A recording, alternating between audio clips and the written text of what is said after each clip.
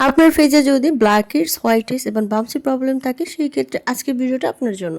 আজকে দেখাচ্ছে স্কিন অন 00 Madagascar centella light cleansing oil. এই ক্লিনজিং অয়েলটা স্কিনে জমে থাকা dead cell, blackheads, whiteheads, waterproof makeup, sunscreen remove করতে অনেক ভালো কাজ করে। এই ক্লিনজিং অয়েলটা একদমই লাইট ওয়েট, একদম স্টিকি ফিল হয় না। হাতে কয়েক ফোঁটা ক্লিনজিং অয়েল নিয়ে খুব ভালো করে শুকনো ফেজে মাসাজ করতে হবে। 4 থেকে 5 মিনিট মাসাজ করার পরে আমাদের ফেস থেকে কিন্তু ব্ল্যাক হেডস, হোয়াইট হেডস বের হয়ে আসে।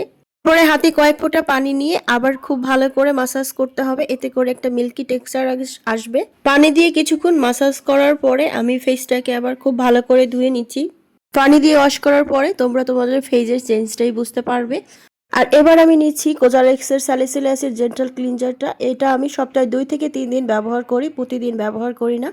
আর এই পুরো প্রসেসটাকেই আমরা ডাবল ক্লিনজিং বলি। ডাবল ক্লিনজিং ছাড়া আমাদের ফেজে যত দামি প্রোডাক্টই ব্যবহার করি না কেন 100% রেজাল্ট পাবো না। স্কিন কেয়ারের খুবই ইম্পর্টেন্ট একটা পার্ট হচ্ছে ডাবল ক্লিনজিং, তাই এটাকে একদম স্কিপ করা যাবে না।